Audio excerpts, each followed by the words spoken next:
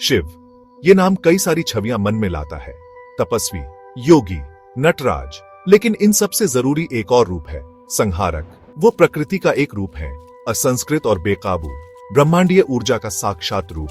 हिंदू पुराणों की विशाल कथा में शिव का एक अनोखा स्थान है। वो सिर्फ भगवान नहीं है, वो एक तत्व है, विनाश का, परिवर्तन का, अनिवार्य अंत का एक बल। वो संसारों के संहारक हैं, वो जो नई शुरुआत के लिए रास्ता बनाते हैं। उनका नृत्य सिर्फ मनोरंजन का नहीं है, ये तांडव है, सृष्टि और विनाश का ब्रह्मांडीय नृत्य।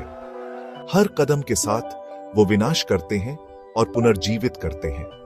वो ब्रह्मांडीय घड़ी है, एक युग के अंत और दूसरे के जन्म का प्रतीक। हम उनका सम्मान करते हैं, उनसे डरते हैं और उनका आशीर्वाद मांगते हैं, क्योंकि हम जानते हैं कि उनकी विनाशकारी शक्ति में ही सृजन का बीज है।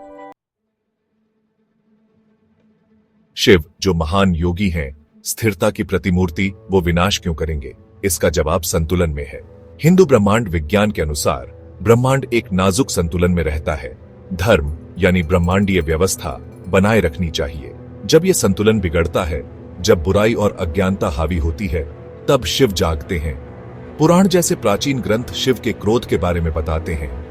जब राक्षस राजा तारकासुर ने उत्पात मचाया, अस्तित्व के ताने बाने को ही खतरे में डाल दिया, तब शिव ने हस्तक्षेप किया। उन्होंने अपना प्रकोप दिखाया, राक्षस का नाश किया और व्यवस्था बहाल की। विनाश का यह कार्य द्वेषपूर्ण नहीं था, यह शुद्धिकरण का एक जरूरी कार्य था, एक ब्रह्मांडीय रीसेट बटन। ये कहानियां एक चेतावनी के रूप में काम करती हैं। वो हमें याद दिलाती हैं कि हमारे कर्मों के परिणाम होते हैं। जब हम धर्म के मार्ग से बहुत दूर भटक जाते हैं, जब लालच और अहंकार हमें खा जाता है, तो हम ब्रह्मांडीय संतुलन को बिगाड़ने का जोखिम उठाते हैं। और जब ऐसा होता है, तो संहारक जाग जाता है।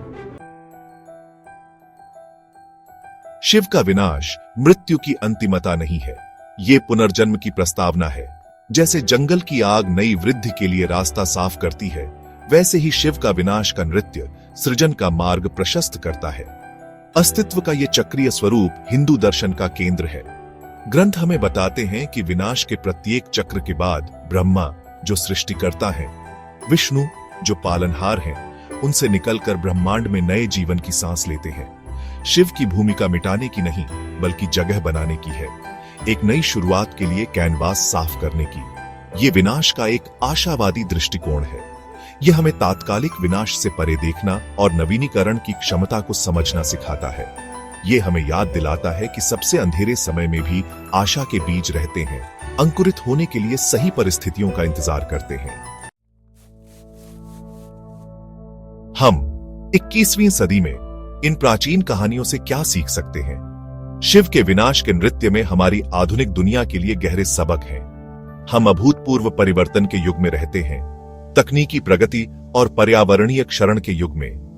हमारे ग्रह का संतुलन पहले जैसा कभी खतरे में नहीं था। शिव की कहानी सभी चीजों के परस्पर संबंध का एक सशक्त अनुस्मारक है।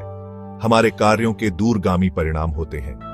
लालच और अदूरदर्शिता से प्रेरित अस्थिर प्रथाएं नकारात्मक प्रभावों के एक झरने को ट्रिगर करने का जोखिम उठाती है।